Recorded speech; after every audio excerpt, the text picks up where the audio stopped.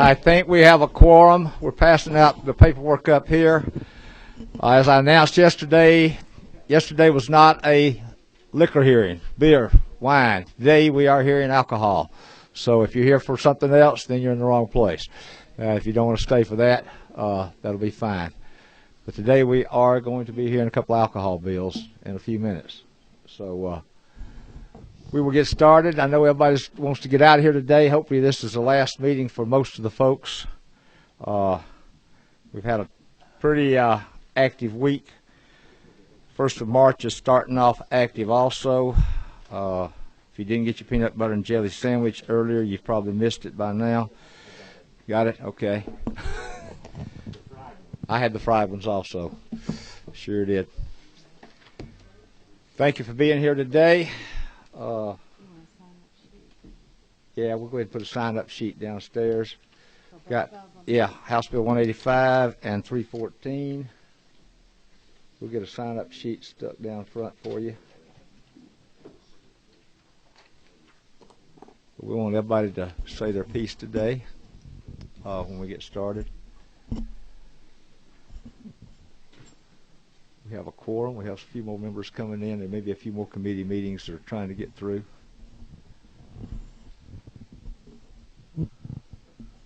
All right, I'm going to have a word of prayer, and then we're going to get going here, okay? Let's pray. Lord, we do thank you for the breath of life for another day. Thank you for the opportunity you've given us to represent our state. We just ask you to bless us with wisdom and discernment in the decisions that's made here today and in all of our actions, taking care of the citizens of our state. Go with us now in Jesus' name. Amen. All right. Chairman Powell, I'm going to recognize you for some action to be taken. Thank you, Mr. Chairman. Your committee on alcohol and tobacco gave a hearing on House Bill 185 and 314. I believe it was last week. It was a full hearing on these bills. No action was taken, and at this time I'll report these back to the rest of the committee. Sorry. Thank you, Brother Powell. Those bills have come back to the bosom of the full committee. Some of you folks were in the subcommittee for a hearing, and we're going to take up some issues today, listen to these bills, and see where the mind of the committee decides to go with these propositions. Representative Kidd, we're going to take up your Bill 185 first. If you want to come around, I don't know if you can just sit there or how you want to do this, my friend. You can use that right there. There you go. Thank you, Mr. Chairman. Appreciate the opportunity to bring to you House Bill 185, still in its original form. It tracks the wine law that permits a winery, the manufacturer of wine, to sell what it manufactures on its premises. And so what this bill simply says is that the manufacturer of alcohol, moonshine, that's legal moonshine, has met all the criteria, the Department of Revenue, that they can retail up to 2 liters on the premises of where it is made. Obviously, they have to meet all the rules and regulations of the Department of Revenue. Department of Revenue helped draft the bill. The original draft did not have a limitation on it. You could have bought, on the original draft, you could have bought cases and cases. I didn't want it that way. I thought maybe by reducing it down to just 2 liters, that it would remove some of the opposition to the bill from the people whom I knew were going to oppose it. And that's why it was limited to just 2 liters of what is made and sold on the premises. It's a new cottage industry that's come to the state, come to the country really, more for tourism than anything else. Economic development, a lot of city councils in the 10 different areas where there are these distilleries now or being built are all in favor of them, because if they can keep a tourist in town a little while longer, they'll spend a little bit more money, and the county can take in a little bit more revenue. Chateau Elan, for instance, after it could retail its product on its premises, they see about 500 tourists a month, and they sell about 750 bottles as a result of the tourists coming through Chateau Elan, the bus tours, etc. And you can imagine now with the TV series, the Moonshiner and so forth, a lot of people are interested in to see how alcohol is made. And so it could be a tourist in a car or it could be a tour bus that stops. Without this legislation, you go into the distillery where it's made and you taste one or two of their products or whatever, and you like it and you want to buy a bottle to take back home to give it to somebody as a Christmas present or have for yourself. You have to get back in your car and try to find a liquor store somewhere that sells exactly what you wanted. And obviously from the wine standpoint, the Chateau Elan makes numerous different kinds of wine. And it's not practical for the liquor store to carry all the different brands, just like it won't be practical for the liquor store to carry all the brands that some of the distilleries make. And so the one you taste, if you did find a liquor store, it might not have that particular brand in there. So simply put, Mr. Chairman, and I'll repeat myself one last time, all it does is permit the manufacturer to, after he meets all the criteria set up by the Department of Revenue, to retail at his establishment up to 2 liters. If any questions, I understand there might be an amendment or two. A couple of them I've heard of I don't really like, but I'll accept. But we have a couple of questions here. Representative, Representative Von Epps. Thank you, Mr. Chairman. Mr. Kidd, a better understanding, the impetus behind this bill is for tourism. Well, the result of this bill affects tourism. And all the counties up in North Georgia, South Georgia, Richland, Georgia, Milledgeville has one now, Dawson, where they're located.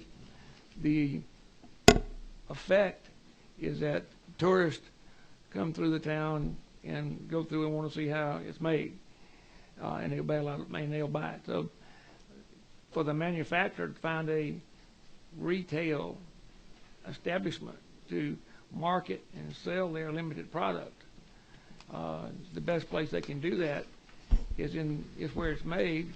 When people come through to look and see how alcohol is made, how moonshine is made, or how vodka or rum or something's made.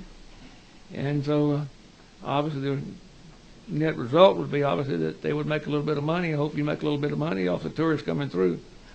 Because let's face it, if a bottle of rum is made in Richland, Georgia, how many liquor stores in Atlanta are going to carry a bottle of rum made in Richland until possibly it gets widespread name?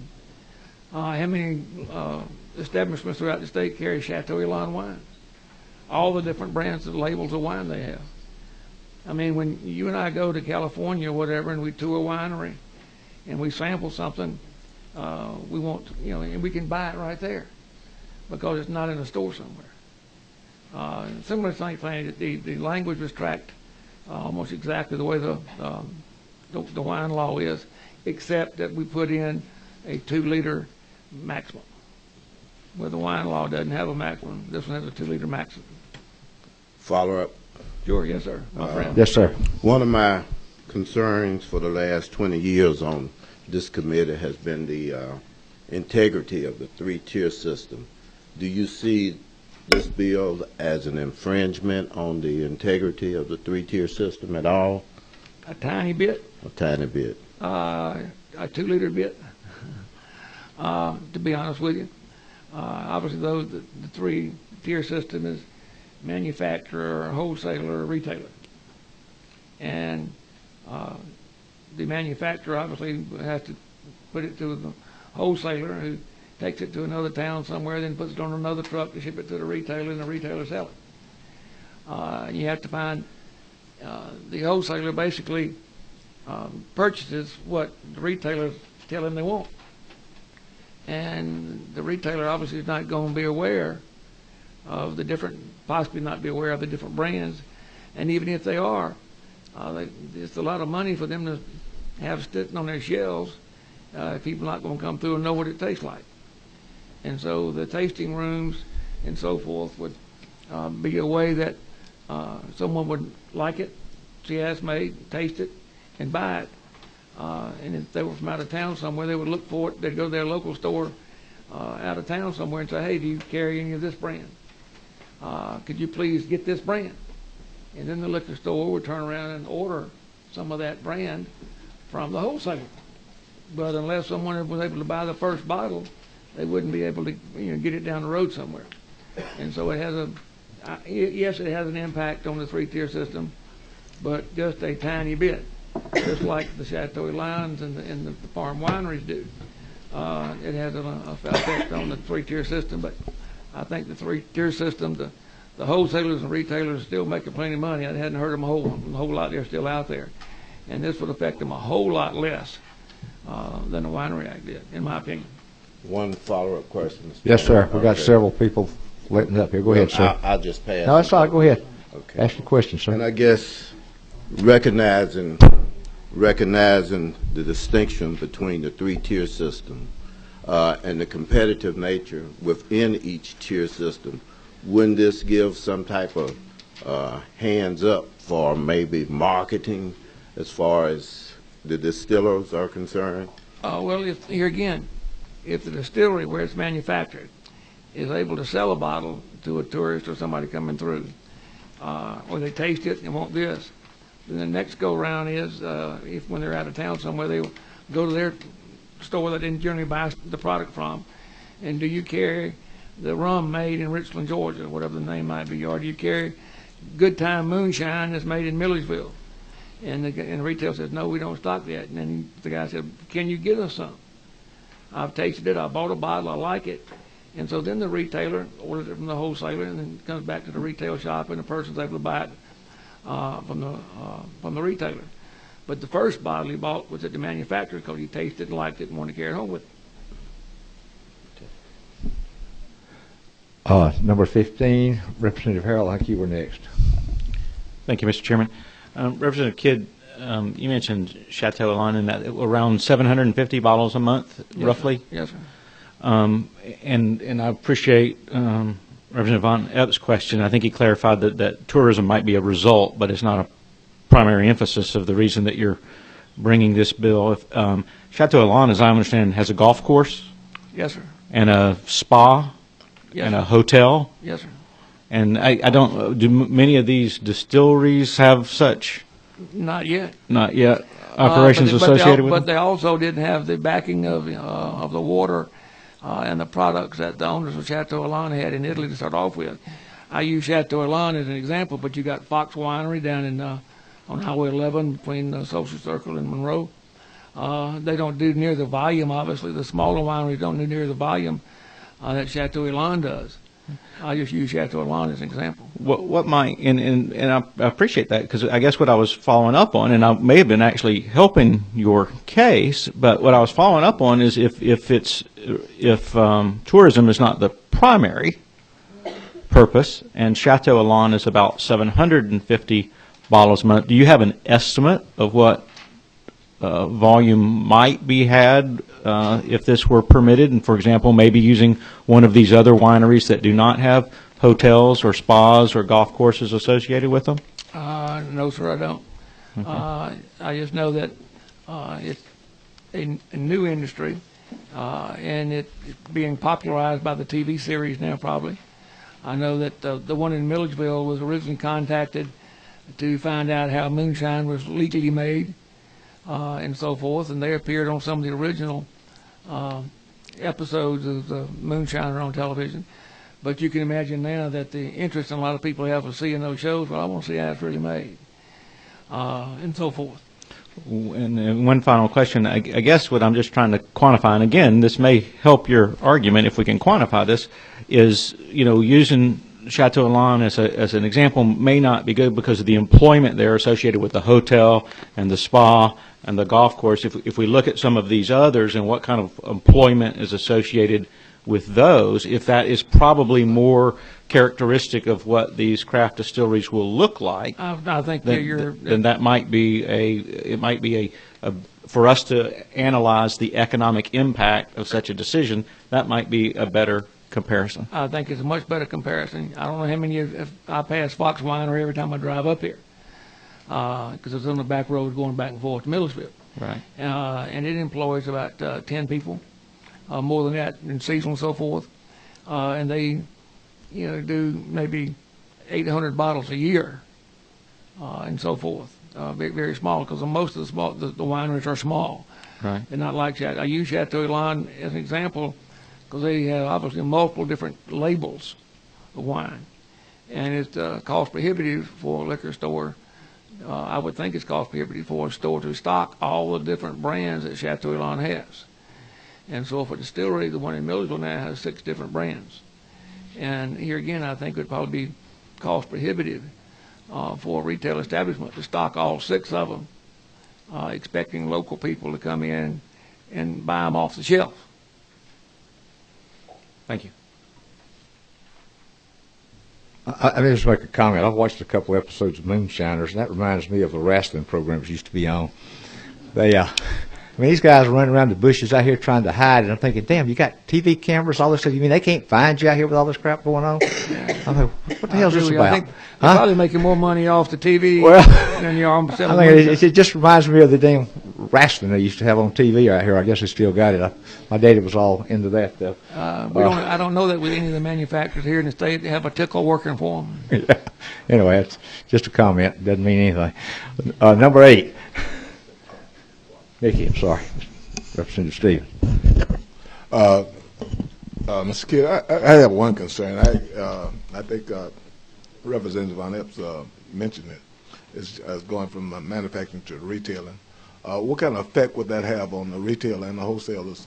Well, the reason, I assume the reason that the county commission in the different areas where these are being built passed a resolution that he passed out to the subcommittee showing that in all these 10 areas the county commission approves them, is the fact that they see people coming to their town like they had a moonshine festival in North Georgia, and it was attended by 100,000 people, but nobody could buy the product that they had at the festival because they couldn't sell it at the manufacturing plant, and it wasn't, the liquor store didn't have it at that particular time.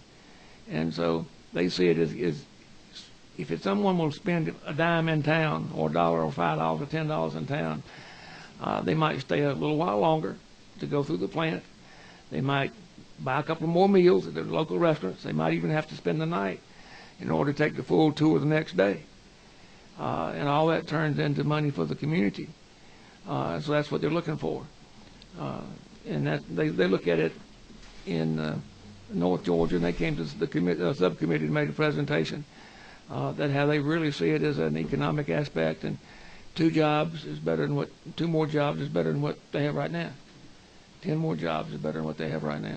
But wouldn't the economic impact be the same as if that product was sold at the retail level? No, sir, because the tourists probably might not be able to find it. You're going to have somebody that tours the plant, tastes it, likes it, then they got to get back in their car and try to find a liquor store that sells it. That particular, one of the 6 brands in Millersville they make, and they taste one of them, they like it. And then they got to get back in their car, drive to wherever the liquor store might be that stocks it, in hopes that that liquor store stocks that particular brand they tasted and liked. Well, the reason I'm asking that because I know my brother, when he comes in from Chicago, it's a little winery up in Newington, Georgia, and we go down there and we found that we can find that particular product in our nearest retail stores. So this is one question I just wondered about the economic impact. Hopefully, I'm sure all the distilleries hope at some point in time that what they make will be recognized enough that people would go to the liquor store and ask for it, and the liquor store would stock it. But they got to find a niche to market it first before the liquor store will order the bottle from the wholesaler. And the best way to do that is for them to be able to sell a couple of bottles, just 2 bottles. When someone tours the plant, then they'll go to the liquor store down the road somewhere and ask them, go back home to their favorite liquor store and say, hey, can you get this for me? Because I don't want to go back to the distillery anymore to buy it from them. Can you stock it? This is where I buy my vodka, and this is where I buy my Crown Royal, and I'd like to buy another bottle of moonshine. All right, thank you. Sorry, number 5, Representative Mitchell. Yeah. Representative Kidd. My friend, yes, sir. Always good to see you. Does your bill require a local governmental pouring license allowing these sales? You have the pouring licenses for nonprofits and so forth. Is that what you're referring to? Mm-hmm. But it seemed to me that the local governments would have an interest in knowing where the actual sales would be, and certainly there would be. Well, obviously, these establishments that, remember last year you passed the sampling bill, so that someone can sample it. And for the company, for the manufacturer, has to go through all the hoops of the Department of Revenue and getting, the different licenses that they have to get in order to retail. As Revenue said to the subcommittee, that they didn't think they had a problem keeping up with the numbers of sales that the distilleries would have, as they might have in some other manufactured product. And so all of that obviously would turn in. But do you have a pouring license in Baldwin County? If the county requires somebody to have a pouring license, obviously they'd have to get that license too before they could, really like a bar or something. But I don't see that as a problem. Okay. I mean, they're jumping through the regulatory hoops now. They've got some more. If you pass this, they've got more regulatory hoops to jump through. Thank you, Mr. Chairman. That it, Mr. Representative Mitchell? Okay. John? Mr. Chairman, thank you. My sweet mate, yes, sir. Yes. Could this event, this bill that we're talking about here, could it not increase the new products, acceptance by the community, new marketing that it allowed, would then additionally increase sales, which could and eventually increase tourism? So the rejection of the 3-tier system, in my thinking, the 3-tier system would be additionally supported by this. I agree with you. As I was stating earlier, once they're able to get their name out there and the product out there, when they go home, then they'll go to their liquor store that's around the corner from where they live, where they always buy their Crown Royal or their Chevy's Regal or whatever they buy. And you have expensive friends, let me tell you. Some tourists are expensive people, spend money. Then they say, hey, can you, do you have Good Time moonshine made in Millersville? They said, no. Well, can you get it? Yeah, I'll get you some. And so then the retailer calls the wholesaler, who then goes to the manufacturer. And then someone else may buy it then. And it goes through the system.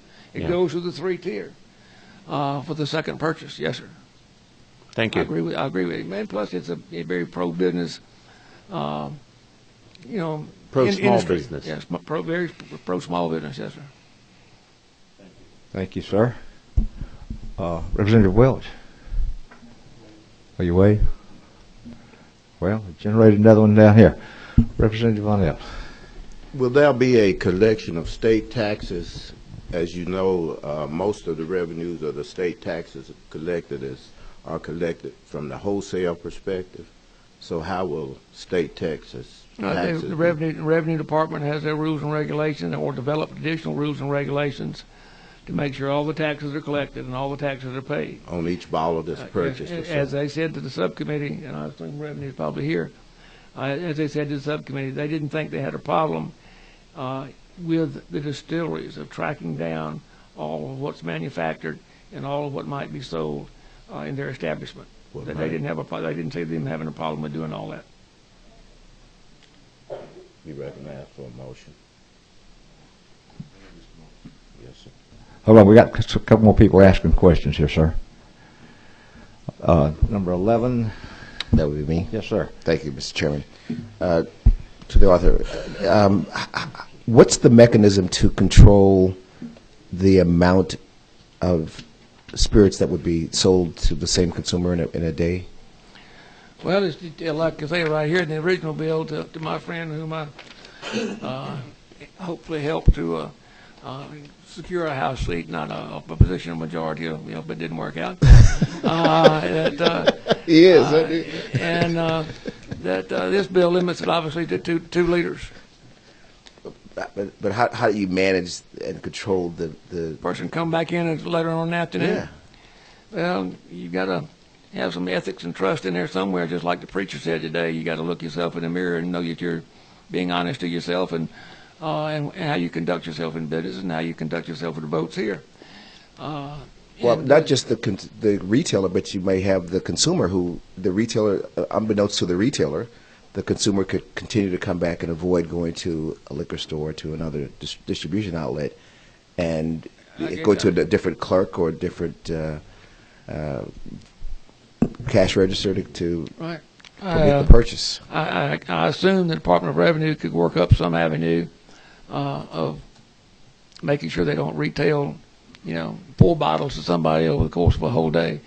I do know that and we check this out, if they sell to a minor, I don't want to open up another kettle of worms, but if they sell to a minor, the retail license obviously can be taken away and ultimately be closed down with the rules and regulations. The whole plant could be closed down through the Department of Revenue if they violate any of the laws. One final question: is there a penalty that would apply if a retailer unknowingly?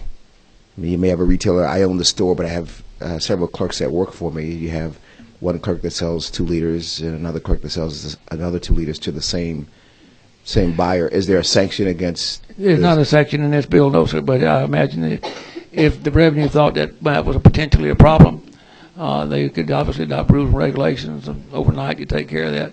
Up to possibly, and I'm thinking off the top of my head right now, that kind of like drugstores, sometimes you have to sign for the products you buy. Mm-hmm. I'm signing saying that I bought these 2 liters, and after you buy it coming in the afternoon, you got to sign again. And I think that would probably come pretty close to close that down if that were to take place. I think the revenue could do that if they saw that as a problem. Thank you. Is that it, Representative Fletcher? Yes. Thank you, sir. Number 12, waived.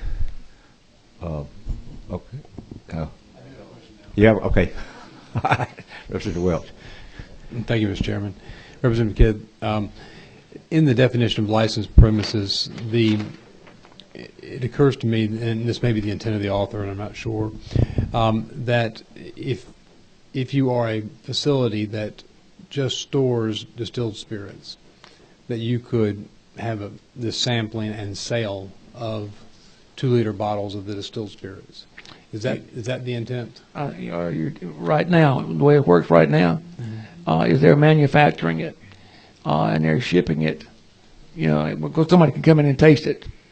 They can't buy it there, but they're also shipping it out through the 3-tier system to wherever it might be. I know the one in Millersville ships a lot of stuff over in Alabama because he doesn't have the label recognition. And a lot of what they make are going to be like the one in Millersville has a good contact with country music stars, and they're wanting their own label. And so they're wanting to manufacture rum or liquor or whatever brand it might be with their particular label on it. But right now they're manufacturing, and some are tasting, none are retailing. And so if it's sold, as it was in Millersville when they had just the moonshine a couple of years ago, they had to find the liquor store in Millersville that had the Good Time moonshine. Yeah. Mr. Chairman, may I follow up? Yes, sir. The way I read the definition of a licensed premises, if I wanted to start a licensed premises, I could actually start a location where I'm storing distilled spirits. And when I'm storing them, I don't know, it doesn't specify what quantity I'm storing, but I could literally open up a Jim Beam storage facility where I'm storing the alcohol, and then open up for 2-liter sales at that storage facility. I see where you're coming at now. Okay. The license that they have now through the Department of Revenue to make it and store it, Obviously, revenue knows the quantity they're making, and I don't have the licensure form in front of him, but revenue knows all that now. I'm not talking about making anything. I'm talking about just, Storing it. the definition says includes areas where, on line 16 says includes areas where the distilled spirits are produced or stored, and any other areas normally used by the distillery to conduct business. So, Yeah, you can take off stored if you want to. I don't have a problem amending stored because I'm interested in the manufacturer. And the stored obviously probably came from Department of Revenue tracking the wine law, to be honest with you. Yeah. I mean, I don't have a problem if you want to, take off and store or whatever. Any further questions, Representative Welch, this time? All right. I got one question now. I know that it said down here they're in unbroken packages at retail only to consumers. So I take it these things are they're in a sealed container in the retail or when the distributor or the producer makes these. The cap's obviously sealed on there, just like anti-tampering type things. You got a bottle that you got to break a seal on to open to pour it out. Okay. One further question. Now we've got they got to be. It's my understanding there's no limit on what a distillery can produce right now. I mean, I guess they can produce whatever amount of spirits they want, and that's taxed based on their production records they turn into the Department of Revenue. Yes, sir. Or when it goes to the wholesaler now, and I'm sure whatever amount they give for tastings now. But are we going to have a separate registration or license of sales? Is there a separate registration that's going to be involved in that? Revenue can answer that better, yes, sir, but they would have to go through the Department of Revenue to get a retail license to sell what they make on their premises. Okay. All right. I want to make sure about that. And then the other question I got is transportation. I know we had some issues come up with the Merlot to go when they transported that, or we allowed that transportation. But that was broken containers, though, wasn't it? That was. I think so, yes, sir. I think that was broken containers. All right. Thank you, sir. My I see no further questions at this time. Thank you. Thank you, Mr. Purcell, you want to come and speak, sir?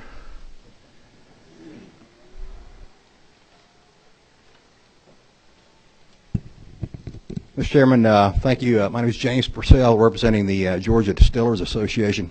Just some statistics I want to throw out. There are 9 distillers currently operational in the state of Georgia, 3 more waiting to come online. These, as Representative Kidd referred to earlier, are in rural areas. Give you a dollar amount of what it takes to operate and start one of these in a mostly non-urban area. $300,000 to $500,000 just to start up. That depends on if you rent the building or build the building.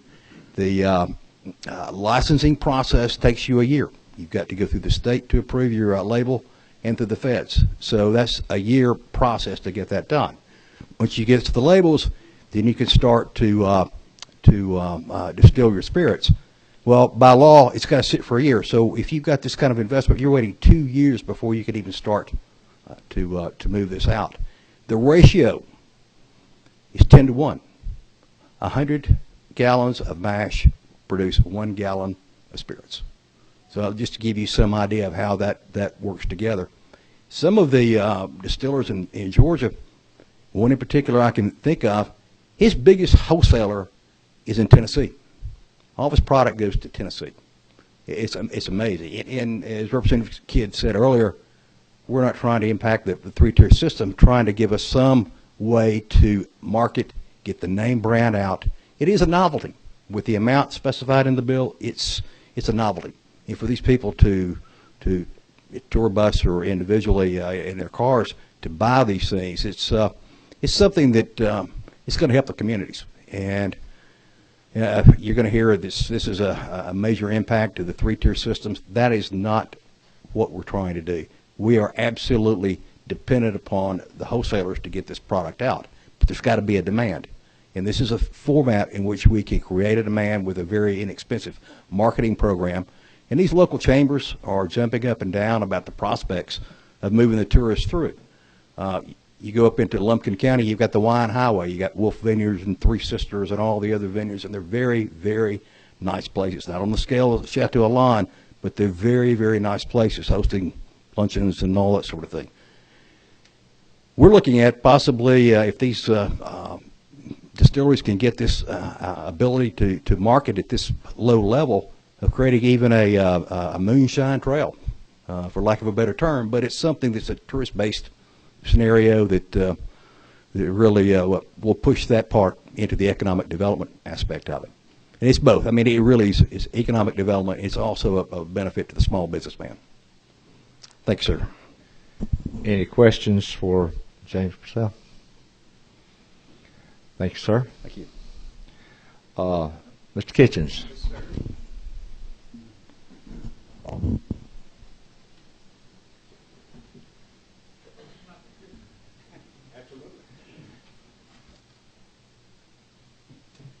Thank you, Mr. Chairman and ladies and gentlemen. I know it's Friday. I'm certainly not going to belabor this. I had an opportunity to testify at length before the subcommittee, covered the three-tier system. I'm not going to do that again. I hope you've had an opportunity to read our little brochure and learn the history of this. I represent Georgia's wholesale liquor and wine distributors, and we're excited about this industry. It is new, it's hot, we're part of it. We're their distributors, and we want them to grow, and we want to be part of that growth. But we have concerns about this bill and the implications that it does. I've heard some discussion that it doesn't really affect anything, but this is a one-tier bill, and it does have consequences. I would encourage you to, the three-tier system wasn't put in place for wholesalers or retailers or anyone in the industry. It's public policy to protect the people of Georgia and the revenue stream. And this bill makes exceptions to that. So please give it very, very serious consideration. Thank you very much. Any questions for Mr. Kitchen? Okay. All right. We've had the testimony now. I'm waiting for the, I guess there's nobody else to testify for or against. Nobody signed up. These are the only two we had. What's the mind of the committee at this time on this bill? I want to look at it. Yes, sir. Mr. Chairman, I too have concerns about the infringement or the integrity of the three-tier system, and I'd like to move that we give future consideration to this, and I move the table. All right, got to move on the floor. Second. We have a second. All right, move the table will come before any other recommendation at this time. So moving the second properly made. All in favor, let me know by saying aye. Aye. Any opposed, like sign. All right, so we got one no out of that. So this bill is still, it's going to be sitting in the bosom of the committee, and we'll see where we decide to go from there. Thank you. Thank you, all you that came to testify. Yes, ma'am. I just had a question. I mean, is the plan that since we've tabled it and then it'll make it too late for anything to happen this year, are there plans for the different factions of this group to get together over the summer? And yes, ma'am. I think there's some things we can do to make this bill palatable to everybody.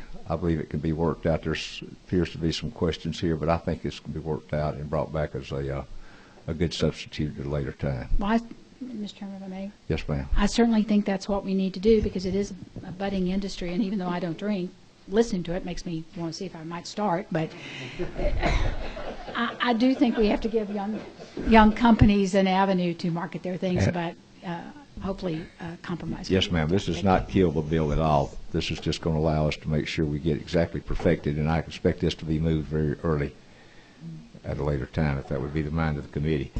I do not want to see this industry, and it is a viable industry, and I think the gentleman's made some valid points that we can move this thing and get everything perfected like we need to have it in here, make everybody happy, and get these distilleries where they want to go and do what they need to do. But working with our Department of Revenue, I just think we've got a little, maybe some shortcomings that we need to look at. Thank you, ma'am. Representative Taylor, you want to come and talk to us about 314? Thank you, Mr. Chairman. Before we start, I believe there was going to be a substitute offer possibly by Chairman Powell. Nope. Okay, we're going off the original. LC 362266.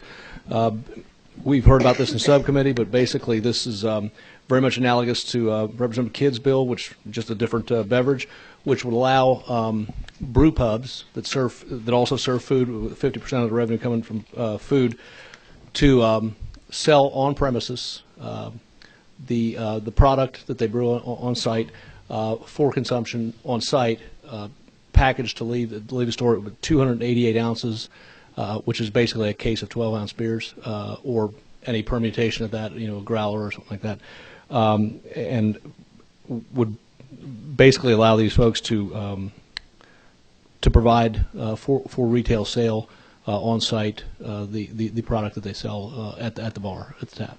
But I think we've been through this numerous times. I'd be glad to take any questions. Questions for the author of this bill right now? All right, we got a couple. Let me ask you a question. It was the same question. I guess it was brought up. I think Representative Flood might have asked this question of the previous bill. We're allowing the sale of up to 288 ounces per person per day, but that person could come back in time and time again, I think, and pick up what they want. So there's sort of a question there, I guess, of control in my mind. And I'm going to stop and hear some questions here. Representative Welch, you have a question, sir?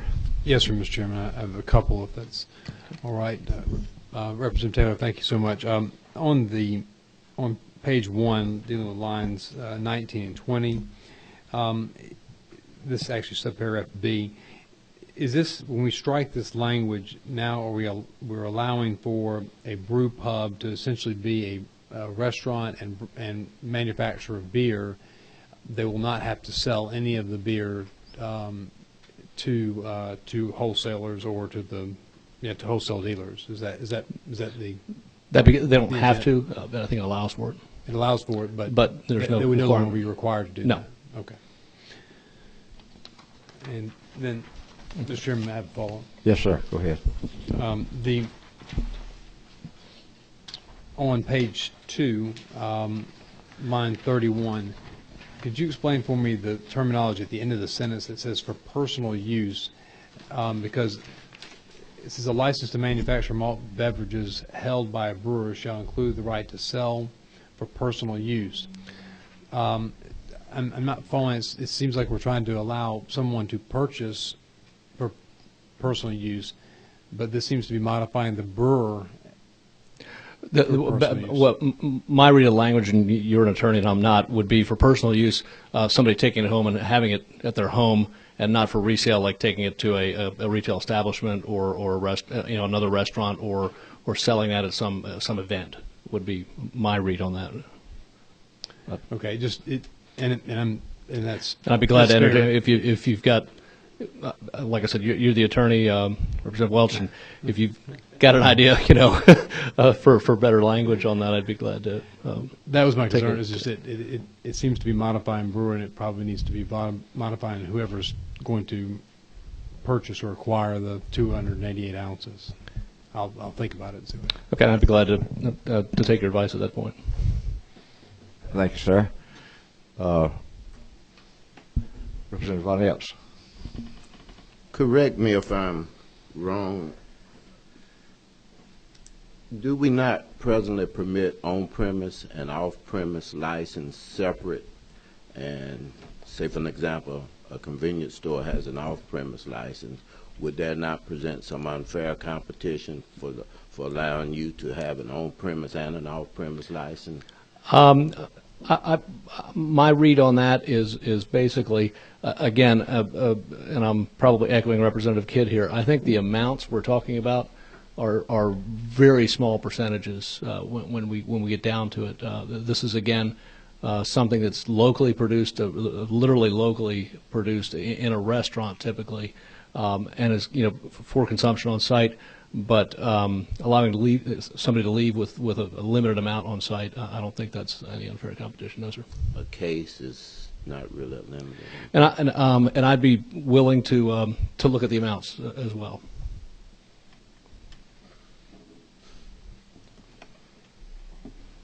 Anything further, Representative Von Epps? All right.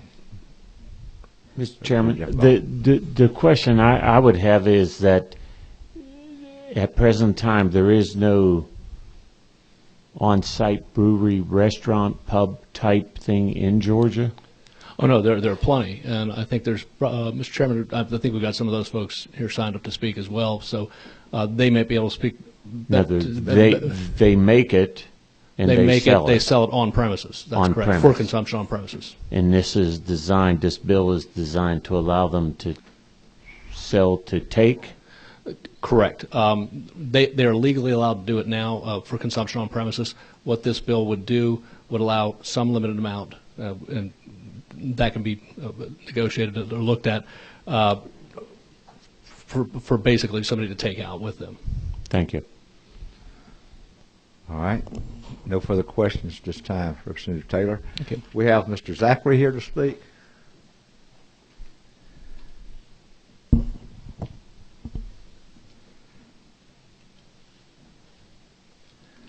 Thank you, Mr. Chairman. Thank you, members of the committee.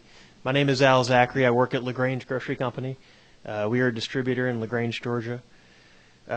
Since our hearing on Tuesday, the distributors have had some great conversations with our brewer partners regarding this bill, and we welcome the opportunity to have further conversations, but we see a lot of problems with this bill in the ways that it affects the large brewers, the craft brewers, and the brew pubs, as well as the retailers and the wholesalers.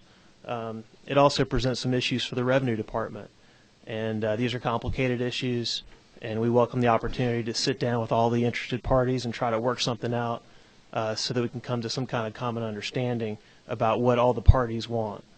But at this point, the distributors just cannot support this bill. We view it as a very much a crack in the three-tier system that could have some detrimental consequences for the whole industry and all the players involved. Questions for Mr. Zachary? I was discussing. You represent the wholesalers. Yes, sir. I'm president of the Georgia Beer Wholesalers Association. Okay. And y'all have, I take it, a great amount of variety that you're able to. Oh, yes, sir. We bring quite a few different products to market. We sell Anheuser-Busch, Yingling, New Belgium, Magic Hat, Red Hare, Monday Night Brewing, Lazy Magnolia, and quite a few others. Okay. I have generated a question for you, my friend. Number 15, Representative Harrell. Thank you, Mr. Chairman. Mr. Zachary, I wanted to just kind of, I'm familiar a little bit with your company, so I just kind of want to lead out from you a point that I think is important to be made to maybe some of the newer members of the committee here. We hear a lot about the growing craft beer and brew pub business, and that these are very much small and family-owned businesses. I believe yours is a family-owned business as well, and I would just ask you to take just 2 seconds and share with us, you know, the formation of your company, and that you too are very much similar situation. Sure. We get some questions about our company's name. We're LaGrange Grocery Company. We actually started in the grocery business in 1906. And in 1917, when Anheuser-Busch was first coming to the state of Georgia, they were looking for distributors, and we were already servicing retail accounts. So we became an Anheuser-Busch distributor. Over the years, the grocery business sort of dwindled away. And in the last couple of years, we've added quite a few other suppliers. Our company was started by my great-grandfather, and I guess I'm the fourth generation of my family to work in the business. We employ about 55 people, and we're located in LaGrange, and would love to have some of you by for a tour of our facility sometime, something we've talked about in the past, but it's been a busy year. Hopefully we can get around to that. All right. Any further questions for Mr. Zachary? Don't see any, sir. Thank you for coming up today, sir. Thank you, Mr. Chairman. Appreciate it. All right. I have nobody else signed up to speak one way or the other. Okay. All right. Anybody else like to speak? Come on up. We got two of you gentlemen. I think we've seen you gentlemen before. If you'd come up and state your name and your business, sir. Okay, thank you, Mr. Chairman. My name is Bob Sandage, owner and brewmaster of the Wrecking Bar Brew Pub here in Atlanta. First of all, I just want to make a couple points. I think as far as the verification of whether or not a customer is buying more than they should each day, I truly think that in our establishment we could enforce a signature just like you were going to get pharmaceuticals at the drugstore, and it's pretty easy to tell the signatures are the same. So I think if we have that trust in a regulated industry such as pharmaceuticals, we can do the same thing for growlers or six-packs to go. Second of all, there's been questions as far as how do we know this is going to be taxed correctly? And being a producer of alcohol, we are bound by the TTB in the state. There's what's called tax determination tanks, and so during the process when that alcohol is being produced and it goes into a certain tank, you have to record and pay taxes to the state and the federal level at that point. So at the point it's dispensed from the taps, it's already, the taxes have already been paid. So the argument that this is going to propose an issue with the State Department of Revenue, it just doesn't fly, because that's saying that we shouldn't be doing what we're doing already, which we're trusted to do our taxes correctly at this point. So just want to make a clarification as far as the process. Also, since I was here on Tuesday speaking to the subcommittee, I've done some digging with the Brewers Guilds and the Brewers Association and have some numbers. The state of Georgia, I think any craft beer state wants to aspire to be somebody like Oregon, Colorado, Michigan, or California. Those states take most of the awards in the country. Just comparing two that are real similar to us, Michigan and Oregon. Michigan has 102 breweries and brew pubs, and Oregon has 165. So Georgia has 22, or actually 26 at this point. So we're way behind in that respect. And if you look at that from a job creation and economic impact, it's pretty huge. Both those states have about the same population as Georgia does. If you look at, on average, a brewery, brew pub, it's going to be about 50 people per small to medium-sized brew pub, and also a brewery. You get up to Sweetwater, now you're talking in the hundreds. The recent expansions in North Carolina by three major breweries are about 150 to 200 jobs each. So if you look at, we're 100 or more breweries and brew pubs behind a couple similar states. 100 times 50, that's 5,000 jobs. That might not seem like a lot to our opposition, but to me, every job counts, and I hope it does to you too. You look at tax revenue, and you say, okay, well, each one of those, the impact is probably well over 1 million barrels. I've done the calculations on that, and the minimum impact the state of Georgia by having essentially 100 less breweries or brew pubs, it's at least $5 million, probably more like $25 to $30 million per year in tax revenue. All that beer that's being produced is taxed. So I think it's really important for Georgia to try to move towards, the consumer demand is there. That's been shown since the cap has been increased 8-9 years ago. And so I think it's something that the consumers want, and I think the state should be looking at the job creation, economic impact as well. So that's all I've got. Any questions? Yes, sir, we have one. Let me ask you a question. What are you producing now? How much y'all making now? The Breckenridge Brew Pub, our first full year last year, we produced a little over 500 barrels. We're taking advantage of the distribution up, the limit going up last year. We've added some additional capacity, and this year we anticipate probably a little over 1,000 barrels. Okay. So that's for us to add new jobs for packaging kegs up and then getting out to distribution channels. Okay. And you've got wholesalers taking your beer out now to retail? We do. Okay. So you're looking at, I think you got a 10,000 barrel cap you can go to? It's 10,000 production, 5,000 distributed, and that's for brew pubs our size. We've got a pretty decent sized brew pub, and I know Dave Lark, with Five Seasons, does as well. I have a hard time seeing that we'd ever be able to fit 5,000 barrels of beer inside of our space. So it's great. But 500, where it was up to last year, most distributors wouldn't want to touch that. It's just not enough for them to be interested. So we really appreciate that. Maybe room for expansion. Right. Representative Harrell, you have a question, sir? Yes, sir.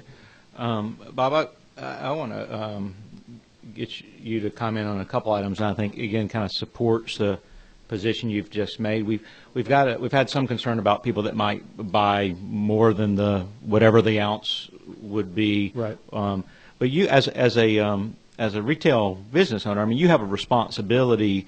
So, for example, on those of you that have the bill before you, on lines 77 and 78, it strikes out the prohibition to permit any free sampling. And it's, again, if we're going to move forward, I have no problem with striking that out either, because the retailer has a responsibility. Today you have a responsibility not to serve someone that's, clearly intoxicated. Correct. And so you're going to have a responsibility to whatever the law is, whether it's 6 ounces or 6,000 ounces to serve within the law. And if you fail to follow the law, there can, I mean, the Department of Revenue today, for example, if you violated some of these, I mean, there are sanctions they could take against you. Is that not? That's correct. Mm-hmm. Is that not? Okay.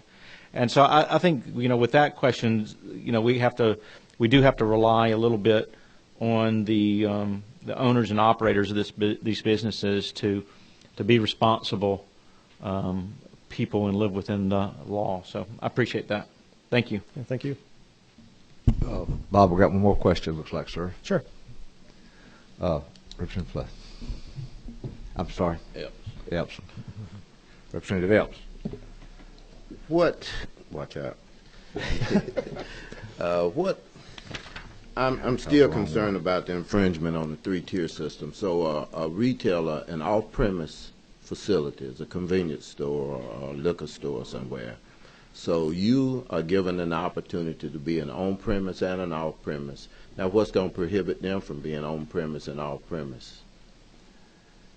This, as far as I understand, this bill is only for breweries and brew pubs, correct? Yeah, but there are actually avenues to open those doors, just like you are anticipating opening. Well, currently, the door I believe that the state of Georgia code says for us to be selling on premise, we have to, as a brew pub, we have to serve food. I mean, it's got to be at least 50% of our revenue. So, a convenience store, I would tend to think that gasoline and there's a lot of other components, but I don't think that they're going to be able to meet those criteria as a convenience store.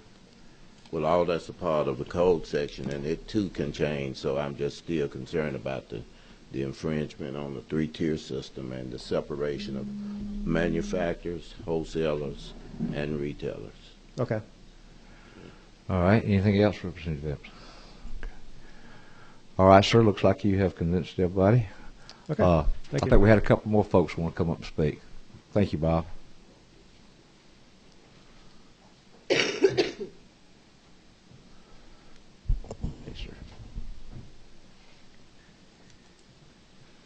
Mr. Chairman, members of the committee, thank you so much for taking the time to allow us to speak today and talk to you about this important issue for us. Thank you, everyone, for attending. My name is David Larkworthy. I'm from the Five Seasons. The Five Seasons represents 3 restaurant and breweries here in the Atlanta area. So roughly a third of the state's restaurant and breweries are standing in front of you in representation. We've been doing this for almost 13 years. We started in the building that housed the first brew pub in the state of Georgia since Prohibition. There was a very seasoned restaurateur that had opened it up with amazing success in the restaurant business, which is a very difficult business. 9 out of 10 of them don't survive 3 years. And he wasn't able to survive 3 years in the brew pub business. He went out of business. So that asset, $1 million facility, sat there for years. We were able to buy it, take it over, and open up the Five Seasons. We were very fortunate that our business grew every year. We were rated the 75th best brewery in the world, which in America alone there's over a few thousand. So it was a tremendous accolade. We have people who literally come into our restaurant and brewery on a daily basis and ask us if they can take some of our beer, if they can buy some of our beer to go. These are friends, customers, tourists who come into our establishment and feel like they should be able to do that. And part of the reason why is because in 42 of the 50 states, it is legally allowed. Since Prohibition, 42 other states, as well as Washington, D.C., have allowed people to take beer in the form of growlers from brew pubs. And not one of those states has gone back and changed that decision after they've made it, to my knowledge. Just real quick, I wanted to bring up the concern about the 3-tier system. The definition of a brew pub, I'm going to quote it from when it was approved in 95-96, a limited exception providing the three-tier system shall exist for the owners and operators of brew pubs. So by definition, a brew pub is an exception to the three-tier system. And the reason why that is because we sell beer, retail, and we manufacture beer. So we are already an exception of the three-tier system. So we have really nothing to do with the rest of the three-tier system. We are an exception by law, the way it was originally written. And then last year, that code was amended in Bill 472, which removes the requirement that beer be sold only in draft form at a brewery.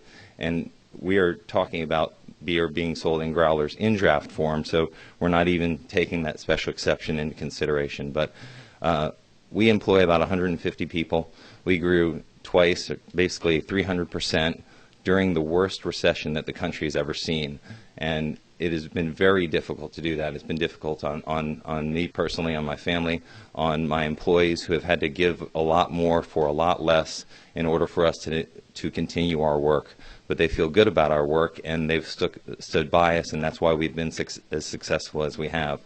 I can tell you personally that this would mean an enormous difference to me. I don't believe that the sales would be enormous, but these are sales that would add to our profitability. And when you're looking at $1 million facility, you have to have a pretty large amount of sales on a daily basis to just break even. And I've got to tell you, during the recession, there was great, not so great economic advice given by some folk that recommended that people stop going out to eat. And the second largest employer in the country is the restaurant industry. And by not going out to eat, you're affecting more jobs and more people, and usually blue-collar, hard-working people. You're affecting more of their lives than almost any other decision you can make. However, times are tough, and people have had to do what they've had to do. You know, fortunately for us, we were able to adapt, overcome, and survive, and really that's all we've been able to do. And this bill would greatly improve our chances of survival and our chances of growing and expanding. It's our goal to work with the distributors. Right now, we spend millions of dollars with the wholesalers and with the distributors in the state of Georgia purchasing product that we sell for people to enjoy with their meals at the restaurants. So we're customers of theirs, and we don't want to do anything to harm their business.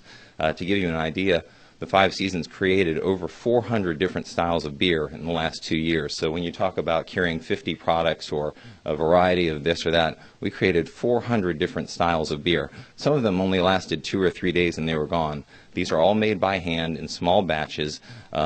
We take beer and we'll age it for a period of time and then enjoy it years later, much like a fine wine. So we're very fortunate that we've been able to do that work. And I just want to thank you for giving us the opportunity to speak on this very important matter for us. And I'd be happy to entertain any question that anyone may have, because after looking at this issue from one end to the other, I believe that it's very sound and that it should be allowed to move forward, and would love the opportunity to chat with anyone about it at any time.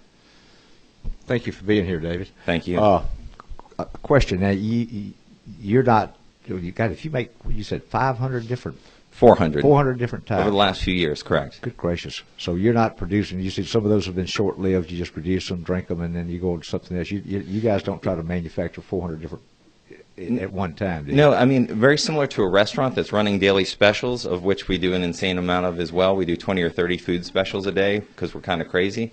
But it's just an opportunity for us to be more creative. We named the restaurant Five Seasons because when things are in season, they cost less and they taste better. And part of the reason why I'm working with Gary Black and the Georgia Grown Initiative is because us being the Five Seasons, we work with Georgia seasonal food on a daily basis. So we've made muscadine beer, we've made pecan beer, we've used all sorts of things.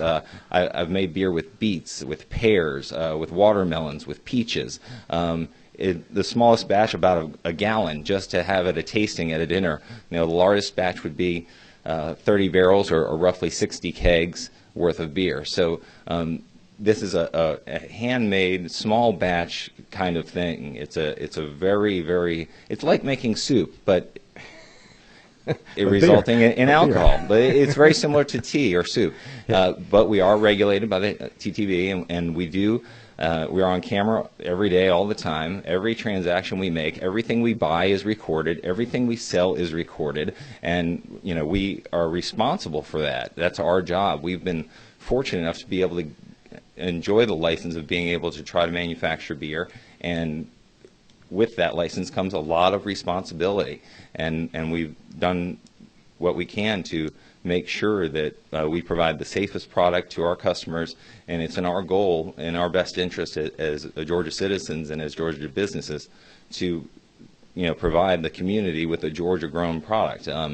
I think that this is really about consumer choice. We've been manufacturing this beer and selling it in an open vessel, and the recent change last year would allow us to put that in a bottle already. And this just allows the guests to leave the building with a bottle rather than having to drink the beer on location, which I think is great for the state of Georgia. It's great for the motorists. It's great for people who want to enjoy a Georgia product. They might leave our place and go down the street to another growler store or liquor store and pick up a product from China, or Belgium or somewhere else, but those monies aren't staying in Georgia like a Georgia-made beer. The old 80-20 rule, roughly 80 cents on the dollar. If it's made in Georgia, stays in Georgia. You guys have heard all of this before. Whereas if it's from a foreign country, a foreign land, those monies go to that other foreign country and foreign land. And we want to strengthen our communities. We want to strengthen them from an agricultural point of view, from a tourism point of view. It's a wonderful thing for someone to be able to visit Atlanta and go see the Coca-Cola Museum, or go to a local brewery or a local winery and enjoy something from Georgia to help separate Georgia. And Georgia is such a unique place at the end of the Appalachian Mountains. We're in the Piedmont region, one of the richest agriculture regions in the world, and we're very fortunate to be here, and we like to incorporate all of that into our beer. You got a couple of questions. Let me ask you now. Sure. You talked about all the different brews. You haven't tried like a tomato or a cucumber? I have made a tomato beer. I certainly have.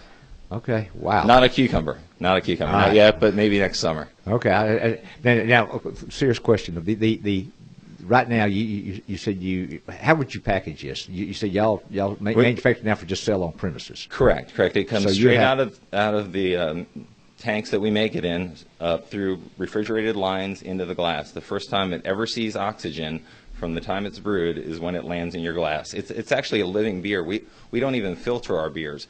We find them, but we don't technically filter them, so they're living things. They're alive, and have things along with that. I'll have generated a couple of questions for you here. Hold on now. Yeah, I don't even know about that problem. Yeah. Okay. Excuse me. Okay. Brett, I think you were next, Representative Harrell. Thank you, David. Just a quick question. It's kind of a side. Just curious. Do you consider yourself a brewer first or a restaurateur first? I consider myself an entrepreneur, restaurateur, lover of life and lover of things in life, and wherever that falls as far as being a chef or brewer. I don't technically brew at the restaurant. I was a home brewer. I was fascinated by the science behind it, the liquid bread thing, the whole idea that beer helped people get through the dark ages, the whole idea that beer is the third most drank beverage in the world is intriguing to me. The thousands of chemical combinations that take place when you make beer is fascinating. But really, to me, it's just another part of life. Beer is really just another part of life. There's more discernible flavors in a glass of beer than there is in a glass of wine. This has been scientifically proven. So it's really a very interesting thing to me. Thank you, Dave. Comments back here? Are you making everybody thirsty back here? Fantastic. If I could, I'd bring everyone a growler right now. But. All right. Let's see. Representative Von Epps.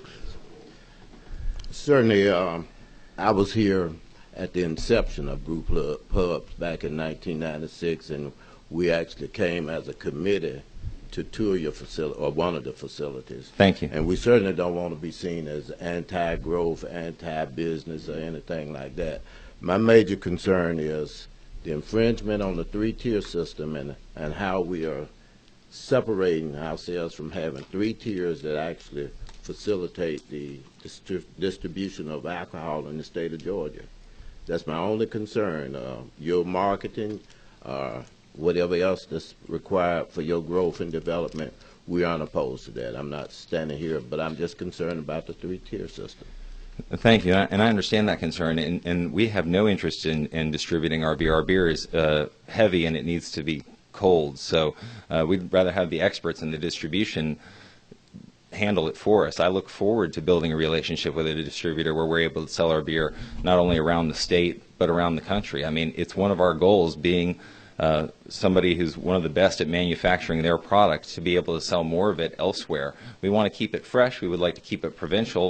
We don't want to sell it all over the world, but it'd be great if we were able to sell fresh beer within the state and within the surrounding states. And I would look very much forward to working with one of our distributors that we already do business with and have for a dozen years, or one of the distributors that we haven't done business with who might be better suited to our growth and expansion. I mean, that we want a distributor. This is a very small amount of beer sold, no more than we would already sell in the restaurant. A pitcher of beer is 64 ounces, a growler of beer is 64 ounces. So it's the same amount of beer, but rather than somebody drinking it on location, they can just take it with them. I don't feel, as a matter of fact, I believe that Georgians having access to our product will strengthen their belief in what Georgia craft beer can be all about, and it will strengthen their purchasing to support Georgia products and create a greater demand at a wholesaler and distributor level. And then the distributors can talk to us about what they've seen, and we can talk to them about what the market would like, and then we're able to provide them that. So when Georgia peaches are in season, if we want to work with them and we can produce enough to where it can satiate their proposed demand, then we can work together and celebrate Georgia peaches. And that would be a wonderful thing. Let me ask another question, sir. I was going to ask this a while ago and I forgot it now. Are you maybe looking at some point in time developing 3 or 4 brands for your 5 seasons that would go into the market? I mean, you no way in the world you could distribute 400 different brands out there. You'd have to have pick 3 or 4, I would think, brands that you'd really want to push and market there. Sure, that's an excellent question. And at this stage of the game, we're trying to survive and keep the creativity and the development of our work going. And we certainly would be open to having more than one type of brand, but if so, we would do it for a purpose and for a reason rather than just having multiple brands. We would associate with a group, whether it was charitable or whatnot, to as another benefit, rather than just calling one A and one B. We would want to get more value out of it than that. Yeah, the other question I had was the right now everything is consumption on premises. Yes, sir. If you were able to sell a growler or a liter or whatever, you'd have to put that in the growler and then put a seal, non-tamper seal or something on that. Yes, correct? sir. Exactly. Make it available to go. Yep, So and it'd be illegal for them to consume it on the premises. Right. We'd have to police that as well. Okay. Any further questions for this gentleman? David, thank you for being here. Thank you all very much. Thank you for your time. Sir. All right. Anything else from the presenter of the bill? Any questions for him? If not, we're going to have the committee needs to. Okay, go ahead, sir. Mr. Chairman, I wasn't expecting this to come as quickly as it did, but a couple of things that we covered. The amounts of 288 ounces. I'm willing to certainly work with the committee on and all the parties involved on that. On the amounts and how that's packaged, whether it's 12-ounce bottles or liters or a 64-ounce bottle. Certainly would take any input from my esteemed attorney, Mr. Welch here, but would be glad to entertain any suggestions that would help us. Okay. All right. What's the mind of the committee at this point in time? All right, Representative Von Eltz. Mr. Chairman, I move table this for future consideration. Got a move and a second. Table this bill for future consideration. Yes, ma'am? Discussion. I guess we can discuss the table. Mr. Chairman, I would just like to say, it sounds like to me that, we do subsections to lots of things around here, and we've got a 3-tiered system, and I think we need to do a subsection to that 3-tiered system that would include this type of brewery. Sounds like to me that it's a budding industry, and they do need a chance to market. And like I say, I don't drink, but you hear about people going, all over the country, and they'll taste a wine, and they can buy like a few bottles at the winery to take with them. And it seems like the same thing to me. And I certainly hope, if they're going to work on the other bill over the summer, I would certainly hope that they would work on this one over the summer. They seem to go together, and it seems like to me we've got enough smart people that they could find a way to make this work. Okay. Representative Taylor.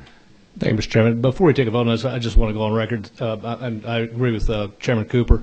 I think right now, I am, as the author of the bill, perfectly comfortable with tabling this for some more discussion to facilitate discussion between all the parties and see if we can come to some solution. But we've got plenty of time to work on this.